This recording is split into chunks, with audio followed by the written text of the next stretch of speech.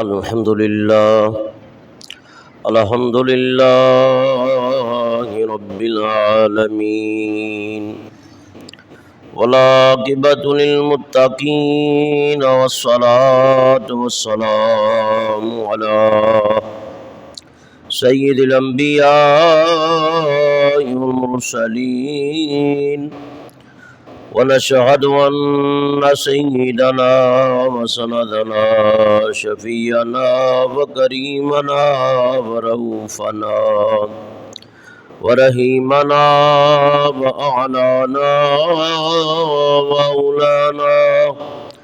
ومولانا محمد عبده ورسوله.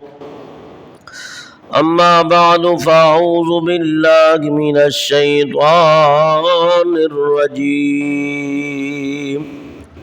بسم الله الرحمن الرحيم.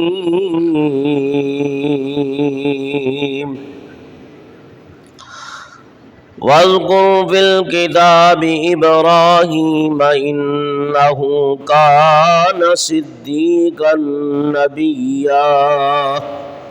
صدق الله العظيم وصدق رسوله النبي الكريم الأمين.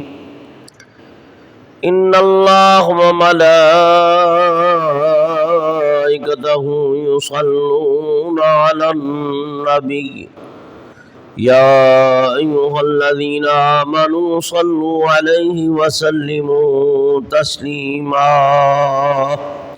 درود پاک پڑھیں. الصلاة والسلام عليك يا سيدي يا رسول الله، وعلى آلك وصحابك يا سيدي يا حبيب الله. الصلاة والسلام عليك يا رحمة للعالمين، وعلى آلك وصحابك يا شفيع المذنبين.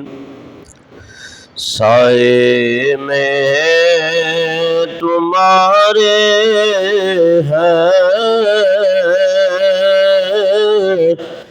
قسمت یہ ہماری ہے.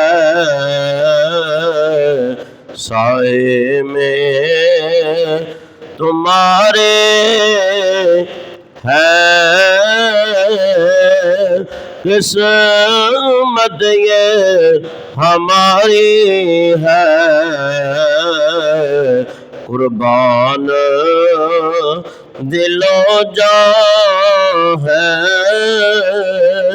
کیا شان تمہاری ہے. کیا پیش کرو تم کو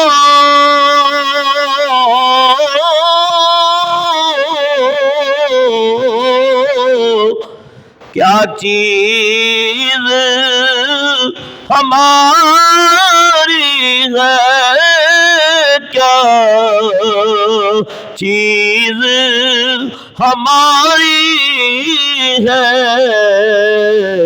یہ دل بھی تمہارا ہے، یہ جاں بھی تمہاری ہے. یہ دل بھی تمہارا ہے، یہ جاں بھی تمہاری ہے. نقشہ تیرا دلکش ہے،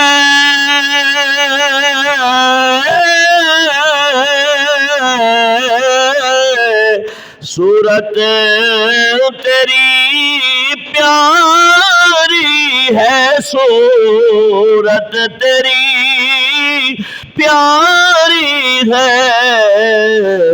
جس نے تمہیں دیکھا ہے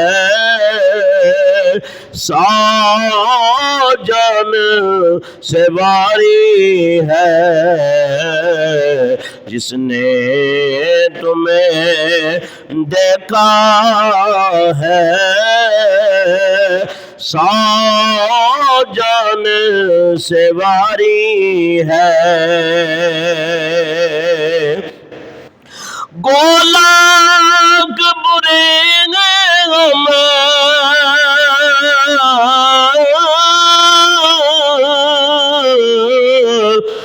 کہلاتے تمہارے ہیں، کہلاتے تمہارے ہیں، ایک نظر کرم کرنا یہ عرض ہماری ہے، ایک نظر کرم کرنا یہ عرض ہماری ہے۔ ہم چھوڑے کہ اس در کو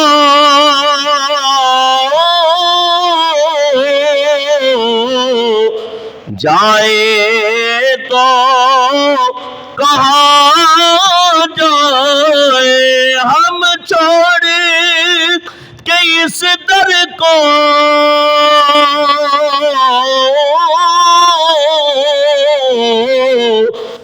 جائے تو کہاں جائے،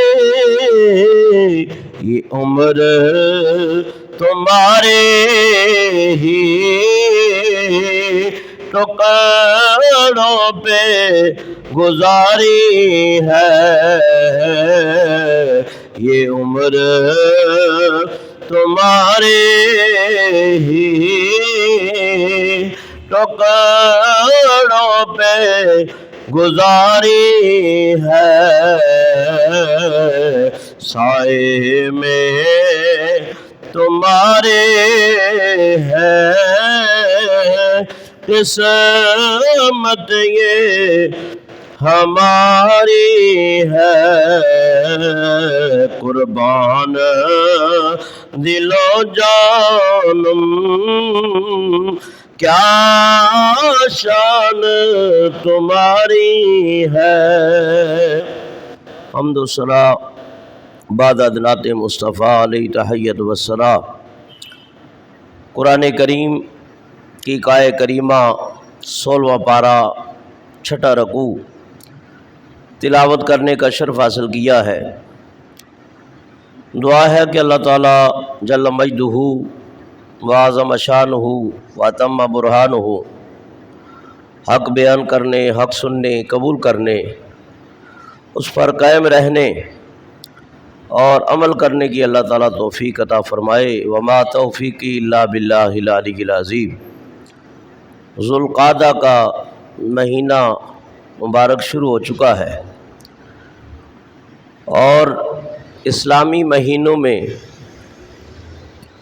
یہ 11واں مہینہ ہے اور حرمت والے مہینوں میں یہ پہلا مہینہ ہے۔ حرمت والے 4 مہینے ہیں، ان میں سے پہلا مہینہ 3 مہینے یکے بعد دیگرے ہیں اور 1 مہینہ علیحدہ ہے۔ تو یہ ذوالقعدہ اور اس کے بعد ذوالحجہ ہے۔ ذوالحجہ جو ہے اس مہینے کے اندر قربانی ہے اور اس کی پہلی 10 راتیں بڑی ہی بابرکت اور رحمت بری ہے کہ جن کی قسم قرآن کریم نے فرمائی والفجر ولیال عشر، کہ اللہ فرماتا ہے کہ مجھے 10 راتوں کی قسم ہے اور عید قربان کی فجر کی قسم ہے۔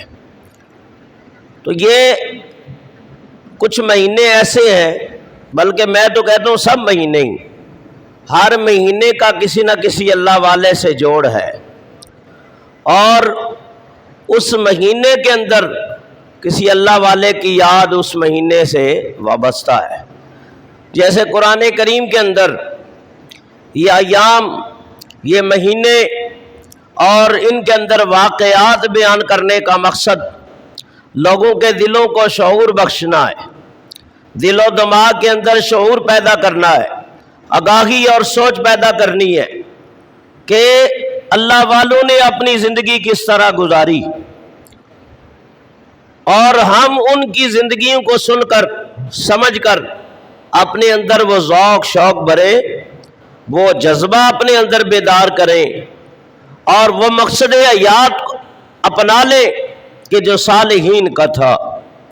अल्लाह फरमाता है कुरान करीम में एक और मकाम पे, लक़द कान फ़ी क़ससिहिम इबरतुल लिउलिल अलबाब, बिला शक व शुबा ये किस्से हम इसलिए बयान करते हैं कि तुम इनसे सबक हासिल करो और इबरत हासिल करो। तो कुरान करीम के अंदर कई मकामात के ऊपर तरगीब दिलाई गई, हुक्म दिया गया कि वज़क्किरहुम बिअय्यामिल्लाह, ए महबूब इन्हें अल्लाह के दिन याद दिलाया करो। अल्लाह के दिन, वज़क्किरहुम बिअय्याम, यौम की जमा अय्याम है, ज़क्किर इन्हें याद दिलाओ अल्लाह के दिन कि जब वो वाक़यात रूनमा हुए। कुरान करीम के अंदर एक मकाम पे है, ये 16वां पारा 5वां रकू, अल्लाह ताला इरशाद फरमाता है वज़कुर फिल किताबी मरियम, और किताब में हजरत मरियम को याद करो। जैसे ही हजरत मरियम का जिक्र आएगा तो ईसा अलैहिस्सलाम भी याद आ जाएंगे, जैसे हजरत मरियम का जिक्र आएगा तो हजरत ईसा की विलादत भी याद आएगी, जैसे ही हजरत मरियम का जिक्र आएगा तो ईसा अलैहिस्सलाम के मौजज़ात और हजरत मरियम की करामात सामने आ जाएंगी, पूरी जिंदगी का निचोड़ सामने आ जाएगा। तो वज़कुर फिल किताबी मरियम के इन चंद कलमों ने हमें पूरी तारीख की तरफ इशारा दे दिया। फिर फरमाया वज़कुर फिल किताबी मूसा इन्नहु कान मुखलिसन व कान रसूलन नबिय्या, 16वां पारा 7वां रकू, वज़कुर फिल किताबी मूसा, और किताब में हजरत मूसा अलैहिस्सलाम को याद करो। ये ज़ुल्क़ादा जो जा रहा है, इस महीने के अंदर हजरत मूसा अलैहिस्सलाम अल्लाह से कोतूर पे हम कलाम हुए और आपकी कौम ने आपसे मुतालबा किया कि किताब मिल जाए, किताब हो। तो हजरत कलीमुल्लाह ने 30 रोजे रखे, 10 और बढ़ा दिए गए। फरिश्तों ने अर्ज की या अल्लाह तेरे कलीम के मुंह से बड़ी अच्छी खुशबू आती है और रोजेदार के मुंह की खुशबू अल्लाह के यहाँ मुश्क अंबर से ज्यादा खुशबूदार है, बेहतर है। तो हजरत मूसा अलैहिस्सलाम ने 30 रोजे रखे और आपकी उम्मत पे 50 रोजे थे। सर्दियों में 30 रोजे थे और गर्मियां जब आती तो 50 रोजे होते।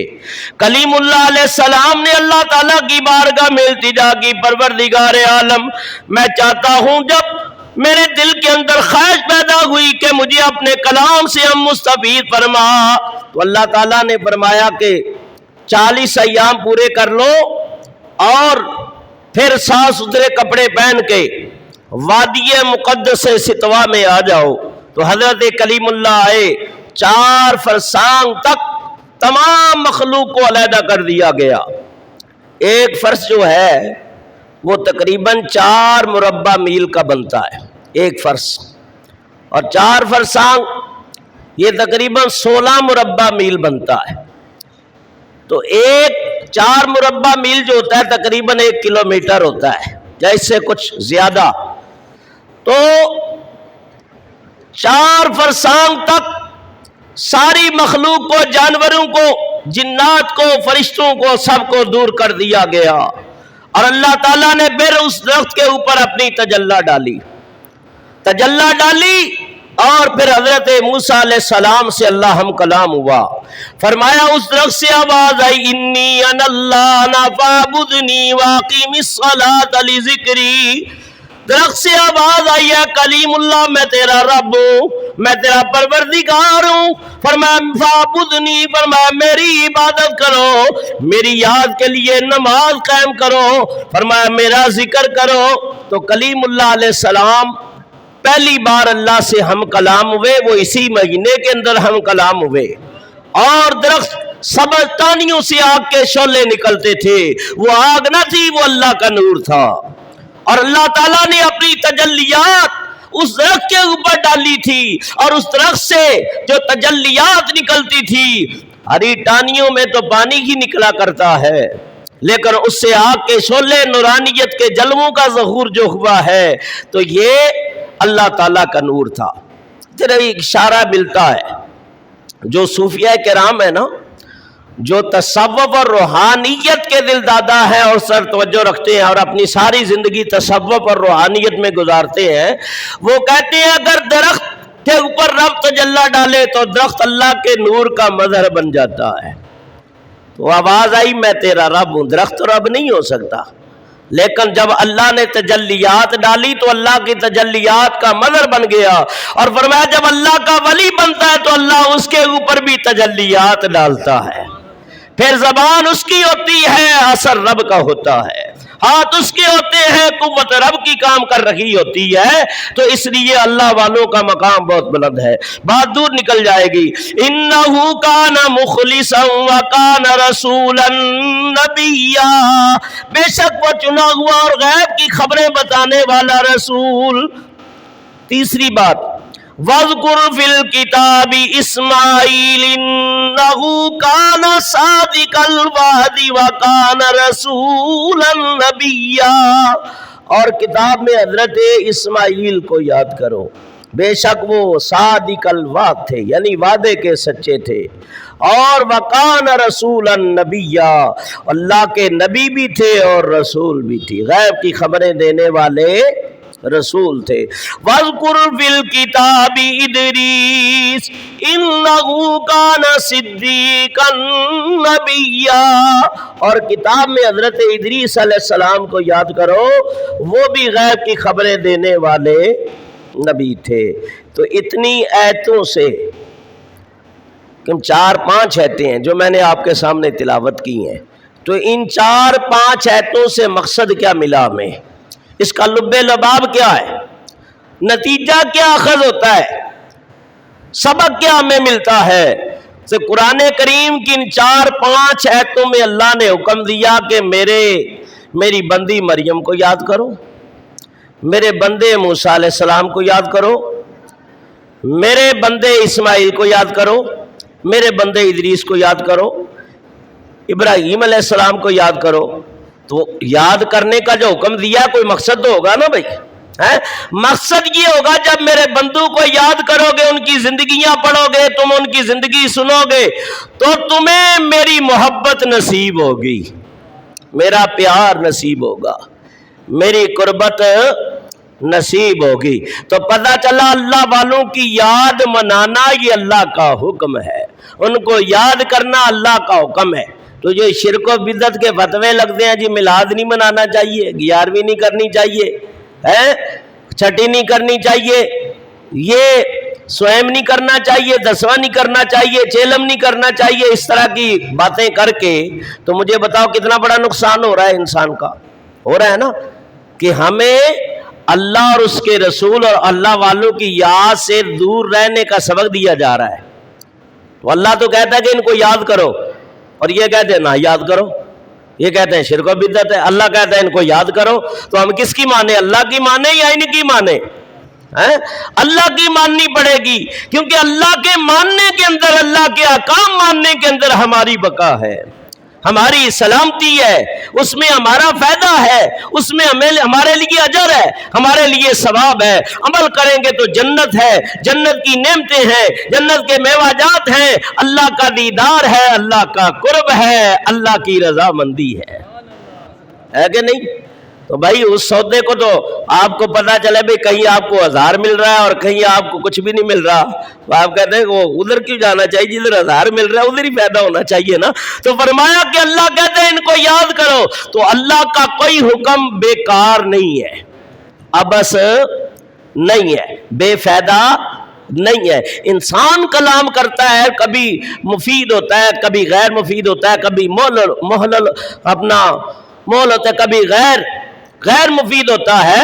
تو فرمایا کہ اللہ کا ہر کلام، رسول کا ہر کلام فائدہ ہی فائدہ ہے، اس کے اندر کوئی عبث اور بیکاری کی بات کیوں؟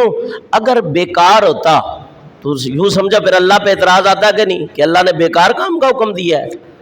تو اللہ کے کارخانہ قدرت میں کوئی چیز بیکار نہیں ہے، اس کا ہر کام فائدے سے بھرا ہوا ہے۔ تو اللہ تعالیٰ فرماتا ہے وَذْكُرْ فِي الْكِتَابِ ابراہیم، ان لوگوں کتاب میں ابراہیم علیہ السلام کو یاد کرو۔ فرمایا کہ ابراہیم علیہ السلام کا دور، حضرت آدم علیہ السلام اور حضرت ابراہیم علیہ السلام کے درمیان تقریباً 2000 سال کا فاصلہ ہے۔ کتنا ہے؟ نام ہے ابراہیم، ابراہام بھی کہا گیا، آپ کو ابرام بھی کہا گیا، برہمتا بھی کہا گیا، لیکن کثرت استعمال جس لفظ کے اوپر جو مستعمل ہے وہ ابراہیم ہے۔ ابرام بھی لوگ کہتے ہیں، ابراہام بھی کہتے ہیں، تو فرمایا ابراہیم، کثرت استعمال کی وجہ سے اب یہی مشہور ہے۔ ہاں باقی کتب کے اندر جو ہے انہیں ابراہیم بھی کہا گیا، ابراہام بھی کہا گیا، یہ عبرانی زبان کا لفظ ہے۔ تو یہاں تک کہ کیا نمرود نے بابل میں جب دعویٰ خدائی کا، کیا نمرود نے بابل میں جب دعویٰ خدائی کا، جہاں میں عام شیوا ہو گیا جب خود ستائی کا، اور اندھیرا ہی اندھیرا کفر نے ہر طرف پھیلایا، تو اللہ نے ابراہیم کو مبعوث فرمایا۔ تو اللہ تعالیٰ نے جب نمرود کا ظلم و ستم بڑھا، بت پرستی بڑھی، ظلم و ستم کی داستانیں رقم ہوئی، تو اللہ تعالیٰ نے حضرت ابراہیم کو مبعوث کیا۔ اب اس کے اندر مختلف باتیں ہیں۔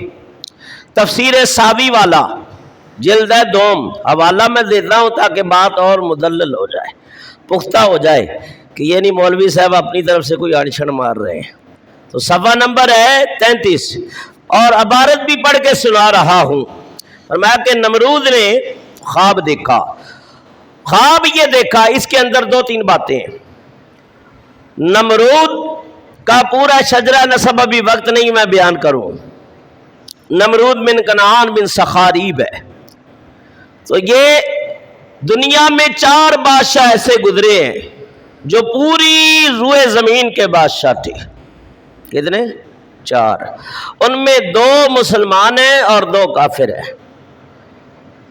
ایک حضرت سلیمان علیہ السلام ہے جو پوری روئے زمین کے بادشاہ تھے۔ ولی سلیمان الریح، فرمایا ہم نے سلیمان کے لیے ہوا کو مسخر کر دیا، پرندوں کو، درندوں کو، جنات کو، ہواؤں کو، کائنات کی ہر چیز کو ہم نے سلیمان علیہ السلام کے لیے مسخر کر دیا، تسخیر بنا دی اس کے لیے، اللہ کے نبی کے لیے، کہ ہر چیز ان کے سامنے ہاتھ باندھے، جھکی ہے، اور آپ کے حکم کی کوئی حکم عدولی نہیں کرتا تھا۔ جدھر آپ حکم دیتے ہو آپ کا حکم آخری اٹل فیصلہ ہوتا، اور اس کی اتباع کیے بغیر کوئی چارہ نہیں تھا۔ ایک حضرت سکندر ذوالقرنین ہوئے جو پوری روئے زمین کے بادشاہ، فرمایا 2 بادشاہ یہ پوری روئے زمین کے بادشاہ بھی ہوئے اور نبی بھی ہوئے، حضرت سلیمان علیہ السلام۔ بعد میں سکندر ذوالقرنین کے بارے میں مختلف روایتیں ہیں۔ بہرحال وہ بھی مسلمان تھے اور اللہ والے تھے اور پوری روئے زمین کے بادشاہ تھے۔ 2 کافر ہوئے، ایک نمرود بن کنعان بن سخاریب اور ایک بخت نصر۔ بخت نصر بادشاہ جو ہے، اس کے اوپر میں نے پہلے بھی کہا تھا لیکن ٹائم نہیں ملتا، کیا کروں، اس کے اوپر بھی تقریر ہونی چاہیے۔ بخت نصر کے اوپر یہ اس کے دور میں ایک نبی تھے حضرت دانیال علیہ السلام، تاریخ طبری والے نے لکھا ہے۔ دانیال علیہ السلام جو خوابوں کی تعبیر کے بڑے ہی ماہر تھے، اور علامہ ابن سیرین نے جو کتاب لکھی ہے خوابوں کے اوپر، اس کے اوپر حضرت ادریس، حضرت دانیال اور حضرت ابو مدین اور شیخ مغوی کی جو ہے تعبیریں ہیں، اس کے اندر. تو دانیال علیہ السلام اللہ کے نبی ہوئے ہیں، اور اس کے دور میں بخت نصر نے ایک خواب دیکھا تھا اور مختلف قسم کا دیکھا تھا. اس کی تعبیر اس کے جیل کے اندر قید تھے حضرت دانیال علیہ السلام، تو آپ نے اس کی تعبیر دی تھی. تو بخت نصر کافر بادشاہ ہوا. نمرود بھی لکھو بادشاہی ملنا دینا، کبھی وہ دے کے بھی آزماتا ہے، کبھی لے کے بھی آزماتا ہے. بہت سارے بادشاہ ایسے بھی ہوئے کہ بڑے بادشاہ تھے اور پھر وہ ان سے بادشاہی چھین لی گئی، اقتدار چھین لیا گیا، اس لیے کہ بادشاہ بنے تو پھر بھی اللہ کے احکام کو مانے کہ میرے اوپر بھی سب سے بڑا بادشاہ ہے. اس لیے فرمایا قل اللہم مالک الملک تؤتی الملک من تشاء وتنزع الملک ممن تشاء وتعز من تشاء وتذل من تشاء بیدک الخیر. فرمایا حبیب اب کہہ دو ان ملکوں کا بادشاہ تمہارا پروردگار ہے، کائنات کا زمین و آسمان کا بادشاہ پروردگار ہے، تمام کائنات اس کے اقتدار اور قبضے کے اندر ہے. فرمایا دوسرے مقام پہ فرمایا وَلِلَّهِ مِيرَاثُ السَّمَاوَاتِ وَالْأَرْضِ، جو کچھ زمین و آسمان میں ہے وہ تمہارے رب کا ہی ہے. بِيَدِهِ الْأَمْرِ، ہر چیز کے کاموں کا انجام اسی کے ہاتھ میں ہے. اور سورہ ملک کے اندر فرمایا وَاللَّهُ عَلَىٰ كُلِّ شَيْءٍ قَدِيرٌ، اور تیرا رب ہر چیز کے اوپر قادر ہے. فرمایا کہ وہ قادر مطلق جب بادشاہی دے، وہ مالک ہے نا، مالک یوم الدین بھی فرمایا، اس کو ملک بھی پڑھا گیا مالک بھی پڑھا گیا. تو مالک کہتے ہیں وارث کو، ملک کہتے ہیں ایک ملک ہے، ایک ملک ہے، بادشاہ کو بھی کہتے ہیں. صحیح ہے. تو فرمایا کہ